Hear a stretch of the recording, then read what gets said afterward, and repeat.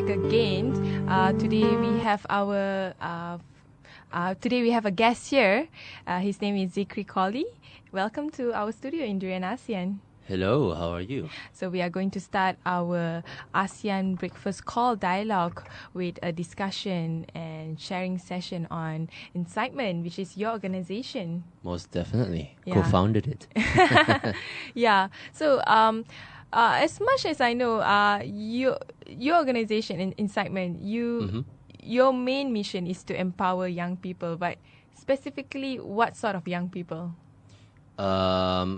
In general, what we do is we don't want to don't just attract youth to pretty much join our platform. It's pretty much trying to convince youth to start inciting positivity. But our main focus isn't just youth, because we do attract people from the young professionals, from people who are between the age of 40 to 60. But largely, our audience is from the youth sector, people who are between pretty much from high school to young professionals. A lot of them would come out of curiosity, knowing the fact that the word incitement has been used so well by the media with a very negative connotation, and it literally means to provoke someone in doing something, and it has a negative connotation. So what we want to do is we should be doing the opposite thing, and that's why we took this this meaning of incitement to pretty much incite positivity in the form of goals, visions, shared knowledge, compelling stories, and helping to transform your inspiration into taking assertive action.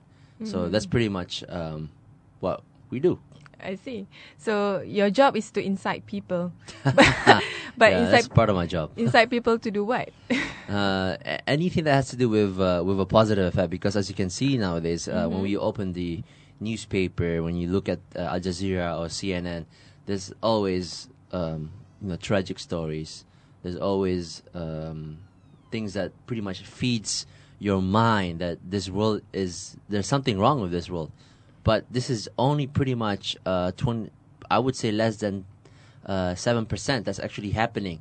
The other 93% has a lot of positivity that hasn't been shared that much.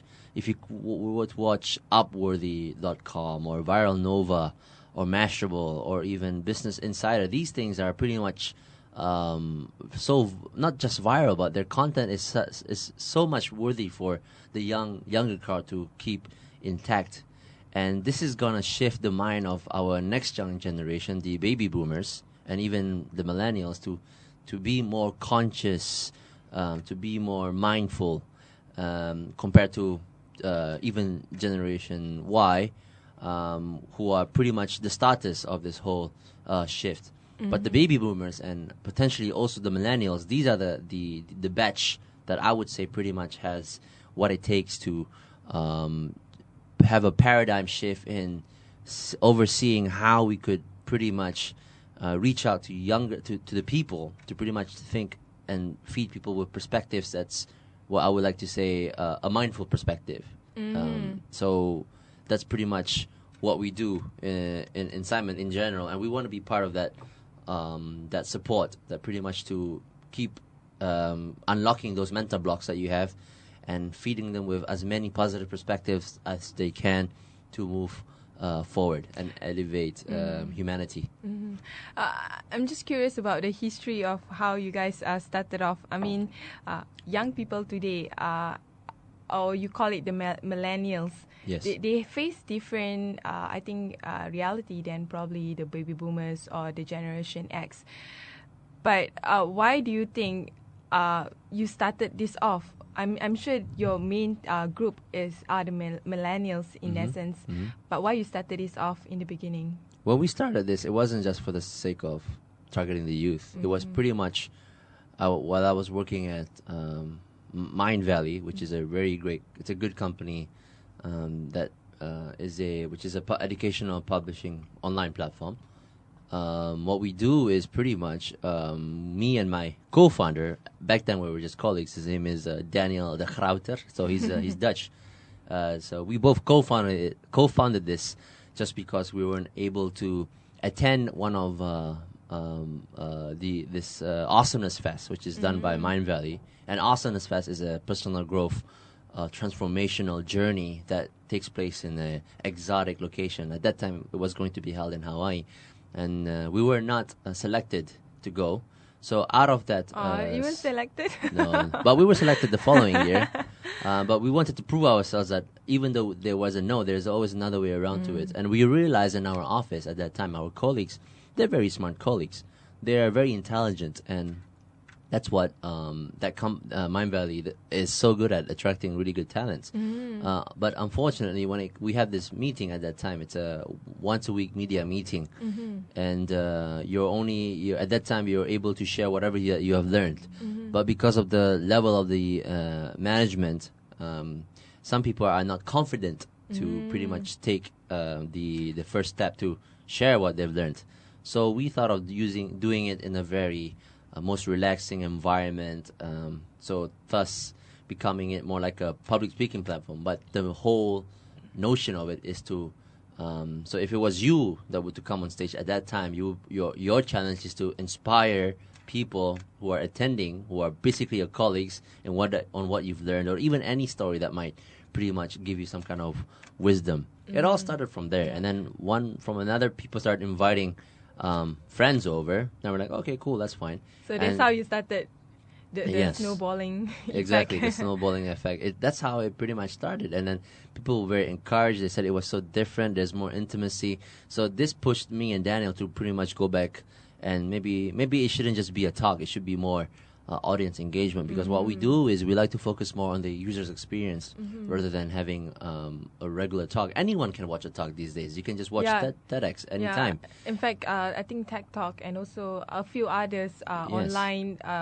talk show they are very popular, and I don't think people would want to go out and go to an event if they can experience it in YouTube and all that. No, definitely. So the thing is, we want to focus more on the user's experience, meaning we don't want just people to come there and watch a keynote speaker, which we don't pretty much highlight we like to highlight about the topic but it's also about the audience and the audience. So rather than going through a regular talk where you have a keynote speaker who will speak for 45 minutes, and if you have the chance there might be a Q&A, and if you're lucky, you might even have a networking session.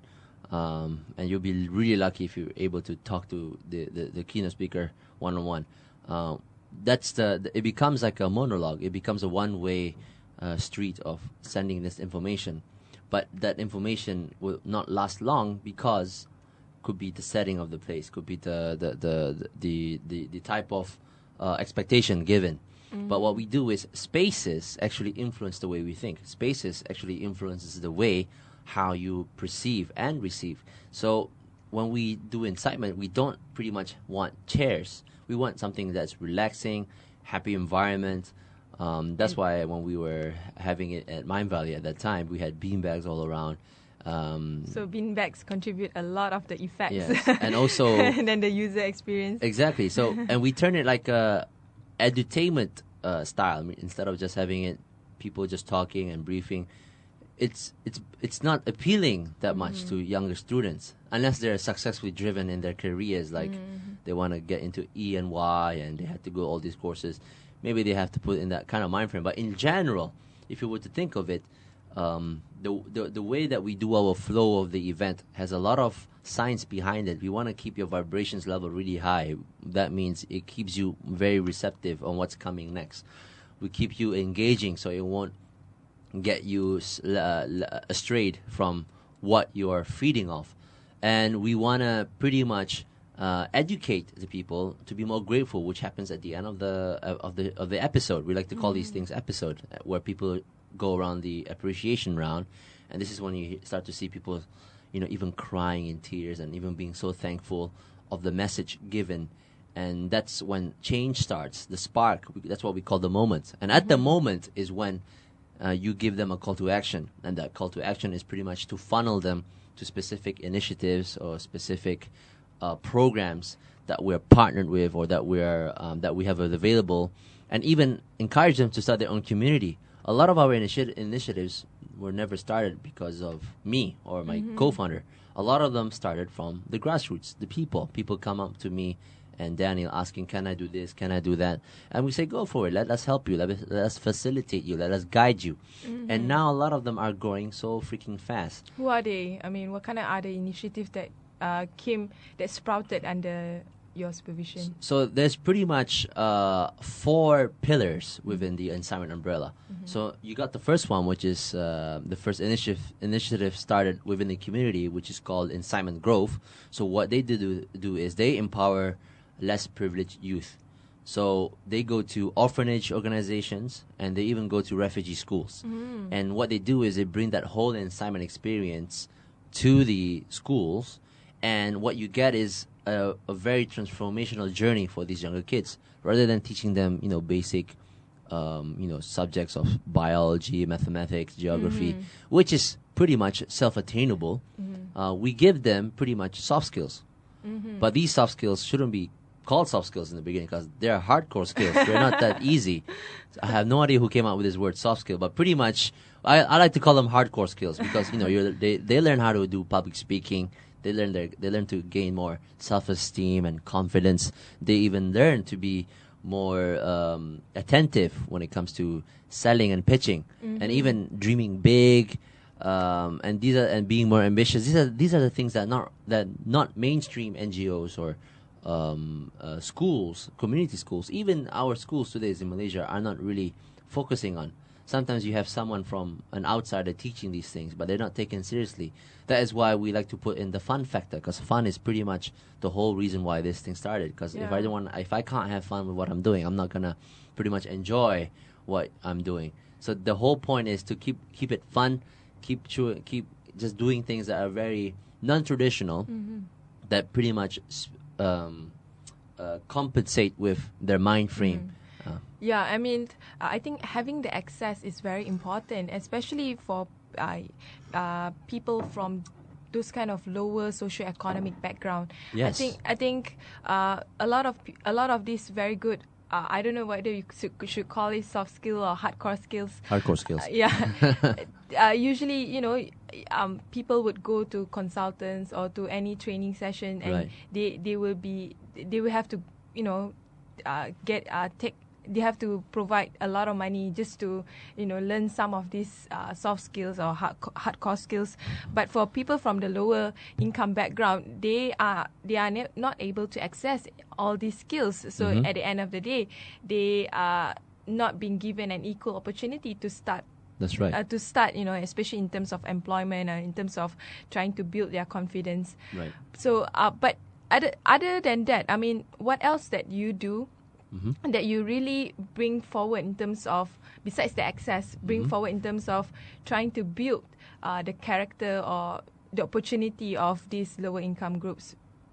So it's the Incitement Growth pretty much covers all of this, and like I mentioned before, their mission and vision is to keep empowering the less privileged youth and have them take assertive action. One of the biggest examples that we have right now is our friend from Somalia. His name is Ahmed Bashir. Again, a refugee kid with a refugee pass. Very difficult to pretty much. He has to be careful all the time because if police catches him, it's going to be a very tough situation to handle. But this kid did not speak any English when he came to Malaysia. Only reason why he studied English when he was at the age of 14 was basically he just wanted to play football. He couldn't speak the language of Malay and also English at the time, so he knew how to speak the language of football. And everyone else, all you gotta do is pass. That's all you do. It's beautiful. So he took his own initiative to pretty much just learn English so he can communicate. And that's the type of when people come from that kind of difficulty, they have a different kind of drive, and that drive is pretty much helping them to reciprocate from the difficulties that they're going through. And that is what we found out most of the time, that not all of them wants easygoing kind of life, feed them and they'll just do nothing. But these younger kids that I met at the refugee schools, like Ahmed, for example, he actually is running his own refugee school right now, which is called Fuji School, founded by Deborah and Henry, and he is now the director. Wow. And at that time when we met him 2 years ago, we invited him to speak at Incitement, and after that he got the opportunity to speak at TEDx, and after TEDx now he runs motivational workshops to Malaysians, not refugee kids, to Malaysians. And from that he took over the refugee school, Fuji School, and he is now the director, and he's only 18 years old now. Where is it, the Fuji School? Due to you know, I cannot disclose the location, but it's somewhere in Kuala Lumpur. It's somewhere in Kuala Lumpur. Yeah. I see. But they still face a lot of prosecution and a lot. What about, I mean, the societal acceptance towards these kids? Actually, it has gone up much more positive in terms of in Simon Grove, what they do is they go to schools and they give them these methods and frameworks and methodology and train them up. And once they're ready, they keep it running by themselves. So it's pretty much making that. It's very grassroots in a way. Very. So what they do now is they're trying to educate their mothers, so their mothers will understand what they're going through, which is, I think, it's very powerful. I don't think we don't have such initiatives that I know of here that gets our younger kids and teenagers to empower their parents. To empower their parents. So this is what they do, and they found it much more much more easier now that the parents do understand their circumstances, which enables them to take choices and knowing the consequences. I'm just curious, like, how do you first approach the idea of having to empower refugee kids? Because how do you even find one in Malaysia? The thing is, I don't run it. It's already fully run by an individual team who co-founds this initiative. His name is Eugene, and followed by 3 other internationals in Malaysia: Cynthia Wong from USA, Andrea Rojas from Mexico, and then you have Natalia, who's from Poland, and also Natasha from Russia. So these are the people. If you think of it, there's only one guy, but he runs pretty much. He's pretty much the local who's so much passionate about doing Incitement Grove. I even remember meeting him at TEDx KL about 2 years ago. He came up to me and Daniel saying he wants to do something and helping the less privileged people. So he starts off with the refugee schools, but now he's having also looking into already going into orphanage organizations and even starting to look into homeless shelters for kids. So it's already brewing and growing. And they're now working with the UNHCR.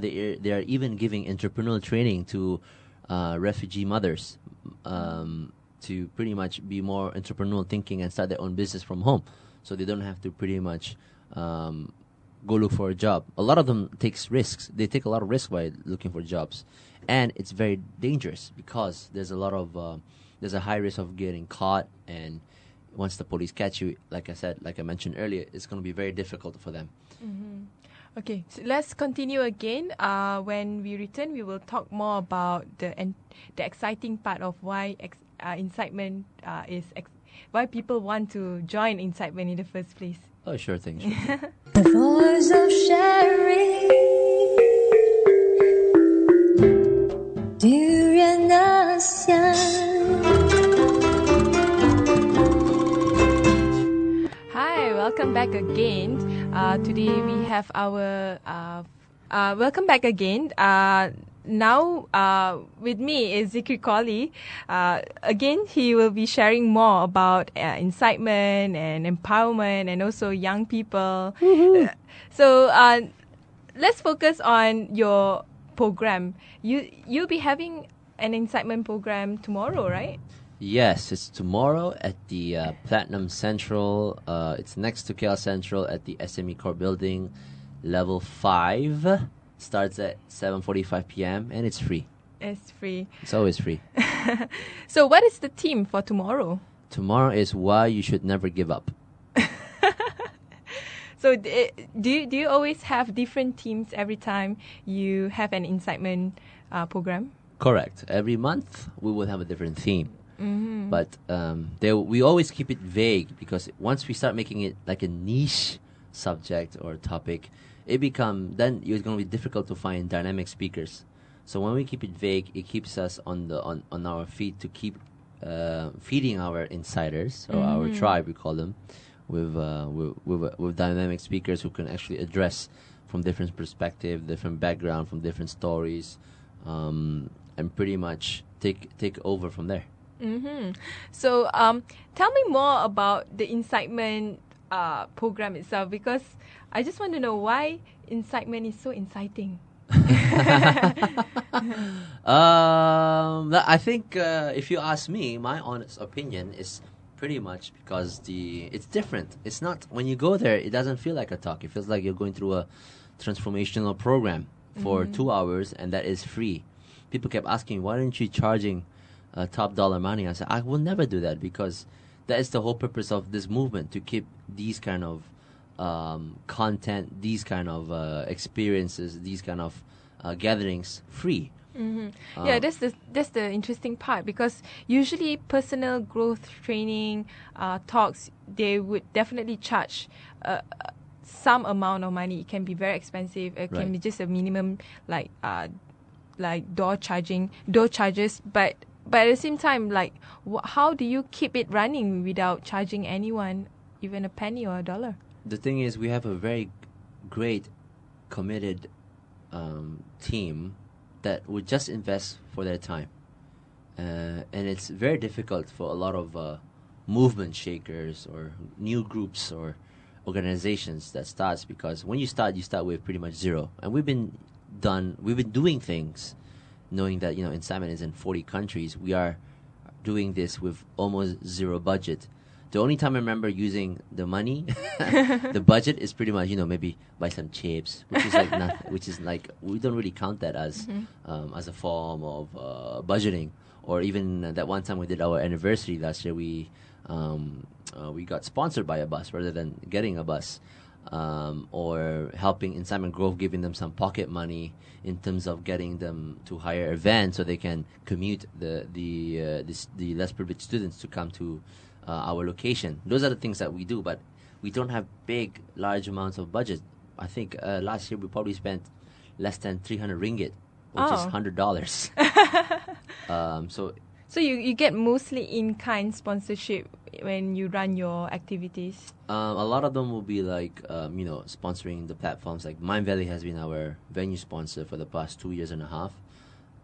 We are still part of their project Renaissance, which is pretty much a melting pot for growing more movements or groups within the KL region. But we're also partnered with RISE, which is an initiative started by SME Corp that supports movements and platforms and groups like us. And they're probably our biggest partner right now, because they're providing with a lot of things, and that helps a lot. So those are and at the same time we are getting a lot of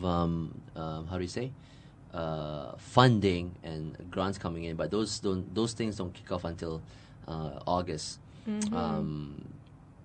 So I think we're pretty much set. I'm not really worried.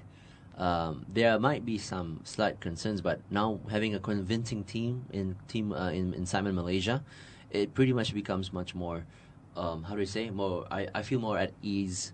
I can pretty much give a lot of the task at helm to them, and I love building teams. This is what I do. This is what people call me up every night. I actually dedicate my time between 11 p.m. till 2 a.m. to talk to all the other incited nations or the incitement countries who are doing it around the world, so that they can understand better and how to pretty much execute. So Incitement is not just in Malaysia, right? From what you said, it's No. all over the world. Yes. How many countries is that?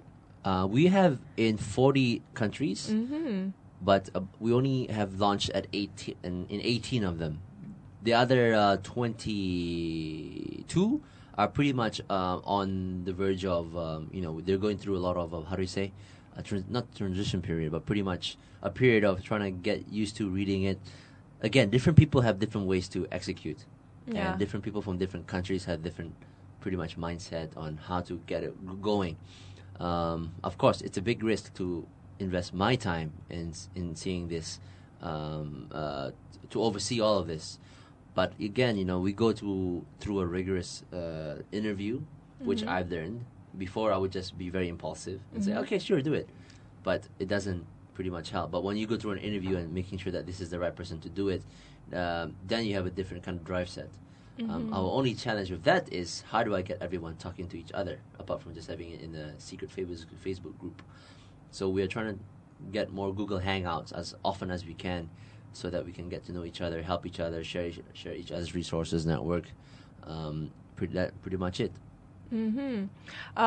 So what actually happened when you have these incitement activities? So when you come, you meet a lot of these incitement reps, and these incitement reps will actually get you seated, or they help you get network to random strangers that you've never met. And then the MC will come out and he will say, okay, we're going to start in 5 minutes, so please be seated. Which was you, right? Yeah, it was me. But now we have a very more energetic MC. She's also a facilitator. Her name is Dayang from Indonesia. Really high energy. And then I really wanted someone who is very dynamic to come on stage and showcase the talent. And she wears a hijab, which makes it more interesting, because you don't see many MCs like that these days. So she runs pretty much the whole. So she would come and say, okay, we're going to start in 5 minutes, so please be seated. And once everybody are seated, you'll see a countdown, lights turned off, and this countdown will count till 5 to 0. And then you see a montage of incitement. And after that, you hear an Avicii song, lights turned on, MC comes back online, and you can hear this pumped That's up. minute by minute. Yeah, minute by minute. The Avicii song will come out, and MC will start telling everyone, all right, everybody stand up and give high five. Then everyone starts dancing or clapping and give high fives to random strangers. So you really engage with the audience. It's not just like the real incitement is not just centered around the stage. It's also within the audience as well. A lot of the adults who are in the management or in corporate don't really understand. That is why, but for us, we know it works. This is how you get people to be more receptive. And after that, after the whole, shebang, singing and dancing, the MC would tell you to welcome you all. Will briefly tell you what is incitement to all the new people. And then after that, she will introduce you your first speaker, and the speaker speaks for 17 minutes max and they don't just talk. They are encouraged to engage, be interactive, ask random questions, and even do some kind of exercise in between. So we don't want speakers to just talk on the microphone. We want them to be engaging with them, so that shows that instead of just talking, we actually care. We want to pretty much inspire every single one of you.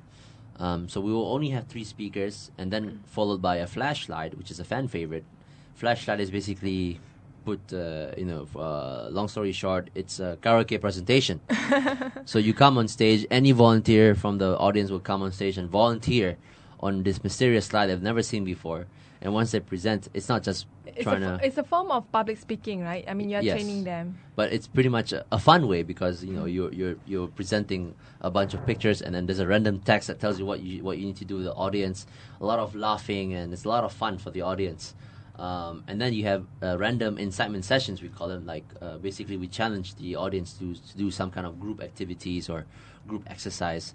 For example, we have this thing called the Dream Challenge. So what we do is you get into groups of 6 with random people, share about your dream, think of someone's dream that you think you can pretty much execute within the group, and then come up with an action plan, and then share it on stage. These are the things that we want to show people that, look, what you said makes sense. Now all you need to do is just go make it happen. So these are the things that pretty much gets them more convinced that, oh my God, it's not that hard as I thought. And at the end of the day, this is when we have the appreciation round, when people appreciate the speakers, who moved them the most, who inspired them the most, who empowered them the most, and you see some people crying and tearing up and really to that extent, people get emotional about. Yes, because we set the mood on. We put some Coldplay song called "Fix You." It does the trick. It's all about the environment and around you. If you play with the environment, it has some kind of influence on your emotional triggers, and the appreciation is probably, like I said, it's the most powerful part of the whole talk. And you're probably going through what we call the moment, and the moment is when we start doing the call to action and help you funnel to specific initiatives and groups that are ready to help you in whatever you want. You mentioned just now you have a few speakers that provide some ideas about what they did, what they do, and or their experience and their knowledge. But how do you select the speakers, and who are they? Are they from a certain sector or certain group of people? They're very dynamic. We have from taxi drivers to professors to social entrepreneurs to random young professionals who have a beautiful message. Even students from high school and Taylor's universities come and speak. A lot of them come through recommendation, friends that I know of. I utilize a lot of my own network to try and squeeze as many leads as I can and try and fit them to the specific topics that we'll have in this month or the following month. And that's pretty much how it works. The only time I filter them is when I ask them to send their presentation to make sure that they don't have it sounds more like a pitch rather than a presentation. This eliminates all of that. You can't even do no pitching on my platform, please, on Incitement platform. Do you have any rules that you try to avoid during the Incitement program? Like, for example, let's say in TED Talk, right, they have a rule that speakers cannot promote their products or their services. It should be about the idea itself or the concept itself. Yes. So what about Incitement? How do you do it? For speakers, I mean, I've told them in the beginning, you have to be engaging, or else this is not the platform for you. I know it's free, we're not charging anything, but at the same time, we want to go to the extra mile, try and get them be more attentive to your speak. That means you need to be interactive with them. It's just running, it's like running a semi workshop / talk, and that's inspiring. So that three ingredients right there is the perfect combination to pretty much get your audience to be engaged, to be more attentive, and to think about what they've said. And what we do also sometimes, what we do also at our talks is basically we have also a session called the audience corner, where midway through the talk we give the opportunity to the crowd to come on stage and pretty much share from their background and their story that's related to the topic theme. So if it's about why you should never give up, they're probably going to start talking about real life stories of how he or she has never given up on attaining her dreams or her objective, and this is how she did it. And this gives more conviction to the audience that it's not some big name speakers who can do this, but also you people. Again, that's how different we are. We want to ensure that at the end of the talk, we don't want people to be dispersed and go home. We get them to network. We get them to talk to all to the action corner, which is called the catalyst, and that's where they help you how to get to fit with specific initiatives or organizations or programs that can help you with these little steps from A to B. Most of your audience are young people.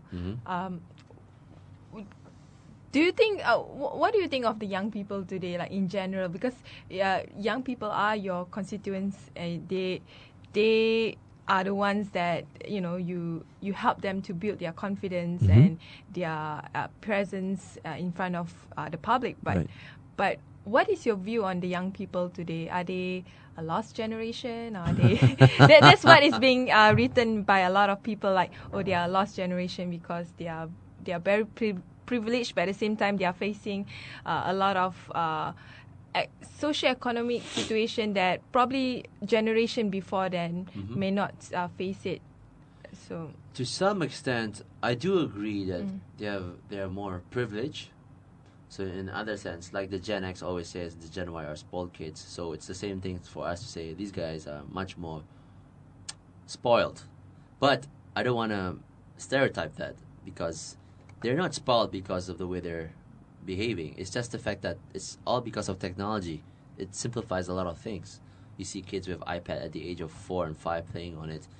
What you gotta do is you don't have to go against this notion. Rather, find a way to pretty much get them engaged with technology that's going to help them grow, that's going to help them at least do something for the society. I mean, as you can see, there's a lot of positive effects that's happening in North America and Europe, where you have all these really young, really crazy young technopreneurs, entrepreneurs, even at the age of 12, already thinking far more advanced than most kids, and pretty much taking advantage of the technology that they are that they have available with them. You know, from creating the first a breast cancer technology scanner, who's I think he's a 14-year-old or something, like 13 and 14-year-old, to an Indian kid from India who created the shortest power supply where you can charge anything within 45 seconds. I have yet to see this in Malaysia. The only thing I remember last time was these the kids, these young kids who were studying at Oxford, who was 12, who turned out to be in the end, you know, I don't know. Yeah, I know the story. Yes, I forgot what's the name of the story, but she turned to be, you know, she have a different kind of life Yes. direction than what it Exactly. was earlier expected. exactly. But that's the thing about the younger generation today. They might be slightly different in their aspiration compared to the older generation, I would say. But why the younger generation, they are more into things that like, there is more about themselves. Like, for example, entrepreneurship. Like in the past, when it comes to employment, when it comes to like communities, society tends to like stick among themselves, and they tend to be more loyal to a company. They tend to be more focused in the long run, meaning that they follow the cycle of life. You go to work, you procreate, and then you lead, a normal life, and then you do it all over again every day. But what is different from the younger generation today? What is their aspiration that you found out? Oh, it's hard to say. You know, I'm 27, and these kids are 12 and 15. All I do know is that they're very attached to technology. Everything they do is much more simplified than what we went through. For example, we had, disc players, but they now have smartphones, even at the age of 10, even. I don't really know. I would like to find out, honestly. But I do know one thing in common, that they want in common, is they want to have fun. That's all they want at that age. They just want to have fun. And one of your key focus is entrepreneurship. That's right. Yeah. Why entrepreneurship? Why not like how to be a good employee, something like that? Why it must be about entrepreneurship? Entrepreneurship doesn't really mean you will be a businessman at the end of the day, or having your own business or stuff like that. It's pretty much to have the entrepreneurial skills. That's what we want to emphasize: how to think like a leader, how to be more mindful, how to be more innovative, how to be more, having the entrepreneurial DNA, what people like to call a go-getter, with the entrepreneurial attitude. You don't have to use that just for the sake of, I want to start a business, but it is an essential skill to have. This is, like I said, it's a hardcore skill, and this skill is pretty much super useful once you're starting to work, even in universities. If you have these skills, you can go really far, and that's what that's something that our education system in Malaysia hasn't been more focusing on, to get them more on hardcore skills as a class. I've been to one when I was studying in Multimedia University. I remember that I had this subject class called Communication Studies, and it was just all theory. Where are all the practicality? Why aren't we putting on the spot and pretty much doing things?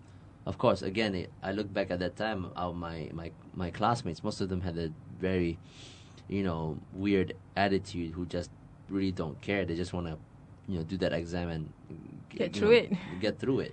But for me, this is not helpful, because only when they graduate, they realize that, oh my God, I should have pretty much invested my time and at least be able to talk. Because if you keep relying on people, like for me, for example, they would use me for most of the groups. Everybody wants to be groups with me because they know I can talk and present.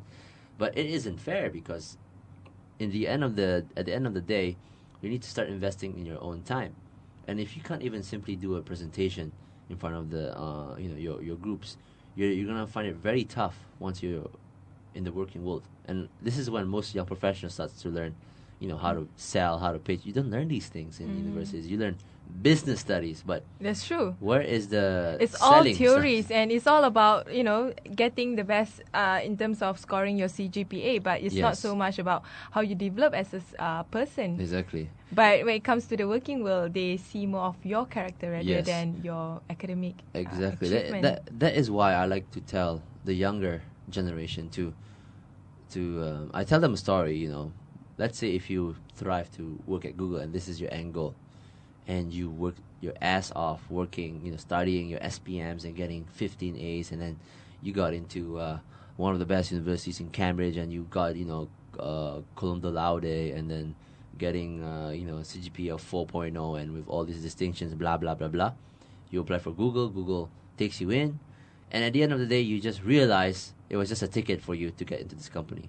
And then you start talking to other people. Google actually hires people who don't even have these qualifications. Then you ask yourself, was that even worth it? You know what I mean? A lot of these bookworms, I think this is what needs to be changed, because you're so paper oriented, and those people who are more into liberal arts, they're being overlooked sometimes, and most potentials actually come from there. You can still maintain it if you're an engineering background or a doctor. Those things, of course, are very, very important anyways, because we do understand the fact that they have to go through, they need to understand all this kind of information and getting into a real doctor's table and do all those kind of stuff. But for people like us, the notion here is to not just stick with getting your your degree paper at the end of the day. Is pretty much try and be more mindful with your personal growth, like your hardcore skills. That's the most important thing. If you can sell yourself, and even if your CGPA is 2.7 or 2.1 or even 2.0, you can easily get by, because it's the power of marketing. Like it or not, people can sell. Most people in the like Marcus Evans, for example, which is a big ass company that does conference. They don't hire people with degrees. They hire a lot of people who can actually talk. And all you do is sell, and selling is a good skill to have. So those are the things that I keep telling people to be more mindful. Life is actually a pitch, and having those hardcore skills or having that entrepreneurial thinking will help you get there. If you keep thinking, I gotta study, you're just memorizing, man. You're not doing anything afterwards. You're gonna forget all of that. We will continue back again with more talks from you regarding on entrepreneurial skills. You're welcome. The voice of sharing. Durian ASEAN. Hey, we are here again with Zikry. Hello. Hey, Zikry. So, just now we talk about entrepreneurship skill, how important it is to people. And you, if I'm not mistaken, you also do training to future diplomats with the IDFR. Yes, on the side. I've only had one gig, meaning one project so far. But they've actually we've actually scheduled my schedule myself throughout the whole year. So every month I'll be at the IDFR and just training the future of Malaysian diplomats.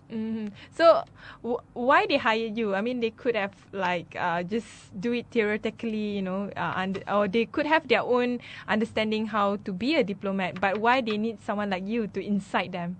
There's a few reasons. Number one, they saw me on the newspaper and they asked me to come and give a talk at their Hari Inovasi, which is an annual event in Wisma Putra, and Wisma Putra is actually the place for foreign ministry. And after my talk, they realized they need to start finding new ways or change to pretty much train their up and coming Gen Y diplomats. And that's what's happening now. So we have a new batch of diplomats who are pretty much born in 83, 87, 89, 86.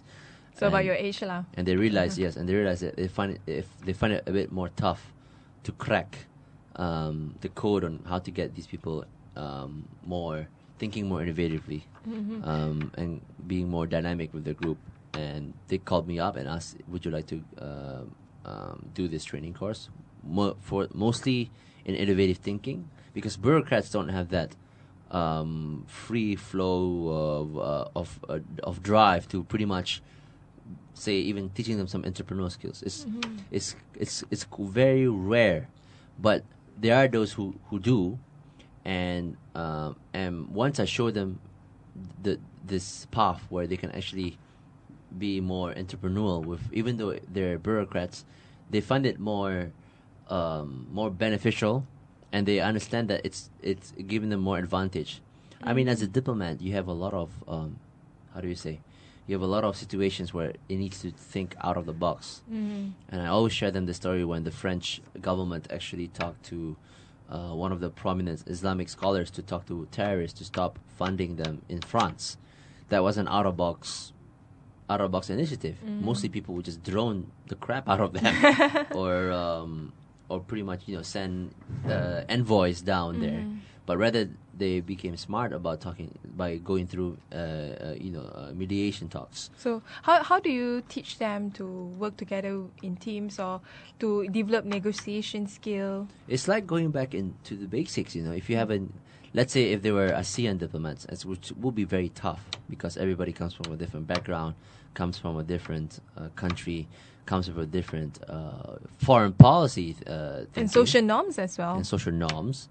To get them to start grooving, it is not easy. I like you use the word grooving. You don't use that within the diplomatic. No. Yeah, and spheres, of course I will. Right now we're talking very informal, but when I'm talking to these diplomats, sometimes I do have to be more mindful with the language that I use. But if that's the case, ASEAN, as a diplomat, you should not have your own opinion. You only have the opinion of the country's foreign policy. That's a given. Even when you retire, you've been told not to have an opinion. So this whole time, you never had an opinion. So this is how it's played. You're playing in the country's foreign policy. You're representing the country. So that's the other thing that I find it really tough. I will find it very tough because putting all these ASEAN diplomats together have all these challenges that I foresee. But if you go back to the basics by getting them to get to know each other by having a cup of tea at the corner, rather than talking about how we should work together with this theoretical framework, they'll start questioning a lot of stuff. They would even get intimidated. But I would always approach in a very more comfortable way, and whatever happens in this course stays in this course. Nothing leaves the room. It's just for the fact that I want them to think that they're investing their time. They're investing more for their time, their own self-growth, and also how they can group together. So very small things like this is your group. Get to know them. Name your group something. So they start naming their own group, and it's kind of cool because they what happens was at the end of that course, people thought that they never could achieve this by starting to have their own vision for their tribe. So I always tell them, your group is always a tribe, and you want to have your own visions, your own mission, your own. So you train more than just the Malaysian future diplomats, also from other countries? Yes. So a lot of them come. How do you say? This happens only once a year, which happens in July. And what I found out was, this is it's a tempting challenge for me. Even the last training that I did with Malaysian diplomats, there was a few who were from ASEAN, from Myanmar, from Vietnam, and Indonesia, and you can totally tell the demographic mindset of the place. The Malaysians will be, some of them are very jokers, which is good, but they take things very seriously. Then you have the other ones who are quite in between, and then you have the Myanmaris, the Vietnamese, who are just they're trying to be more attentive to what I'm saying, because again they don't have fluent English. Yeah, that's the other thing. I have to keep my language also very simple for them to comply and understand, and the comprehension of the training course. But at the end of the day, I'm very happy that the modules that I conduct, they work, and this is what keeps RDFR very happy. And I'm very much attached with the foreign ministry because my father was also a diplomat and he's a retired man, and a lot of the people they actually know me since I was a kid, even as a baby. I still call these ambassadors or who are Tansaris and Dato' Nas. I keep calling them uncle because because it reminds me of when I was young, you know. So yeah, that's pretty much it, and that's what I do sometimes on the side. You inspire diplomats, or you incite diplomats. I inspire and incite and trying to pretty much get them to be more mindful. You know, like you're the future of this country. It's time to think out of the box. It's time to pretty much find a very smart way in building the future of our foreign policy. And these guys are the future ambassadors one day. You'll never know. Yeah. So at the end of the day is, I guess, what we need, at least in Malaysia, that what I see is we need some incitement. Yeah, I hope so. So if the Ministry of Youth and Sports is listening, hello, we're available. Let's talk. I'm kidding. Okay, but what is your final message, at least to young entrepreneurs or young people who want to make change but they have no clue and they are scared or they... My only message for our young Malaysians and even to all the young people of the world, if you don't know what you want, go through a self-discovery journey. That is, I think, the most important thing. How could you do that? Start by traveling by yourselves. Go on a trip to a place where you would never thought you would go, or just go out and go on a holiday. But it becomes more of a self-reflecting journey, because if you travel yourself, and I'm not talking about going to islands and go party. That's not traveling, okay? I'm talking traveling like going to Siem Reap or going to Rome and discover who you are, and find what is this one thing that you are so passionate about and wanting to make this as a lifetime career. There's so many ways to do that, and one of them is to go traveling solo. I do this every year because for me it's a reflecting time and I'm all by myself. You need that time. If you read a lot of stories by Ibn Battuta or even Marco Polo, I still think Ibn Battuta is so much better than Marco Polo because he's covered more places than Marco Polo. But Marco Polo, what he does what Ibn Battuta does, he just traveled and he keeps on having more mindful thoughts and started his own foundation on these travel routes by himself. He starts teaching. You could do the same thing. Go to Cambodia, volunteer for an organization to teach. It may be just it may be not normal for you, but at the end of the day, what you're doing is you're trying to participate to something that you're not always doing, and that helps you to reflect. And that's when the brain starts to tell you, maybe this is an option. Maybe I should be more of a giver than a receiver, or something like that. You know what I mean? So. So, or you can go to an Incitement event, which is happening tomorrow. Yes, that's true. You can come to Incitement. It happens tomorrow, 7:30 p.m. at the Platinum Central. All you have to do is take the LRT station to KL Central, take the aero bridge that connects to the Platinum Central. Look for us at SME Court Level 5. Thank you very much for speaking with us. No, you're most welcome. It was a delightful time, and had a good time being here with you at Durian ASEAN, and the voice of discovery and sharing. Very privileged, and on behalf of all my team, we thank you very much, and look forward to see you at Incitement too. Yeah, sure. Thanks. You're most welcome.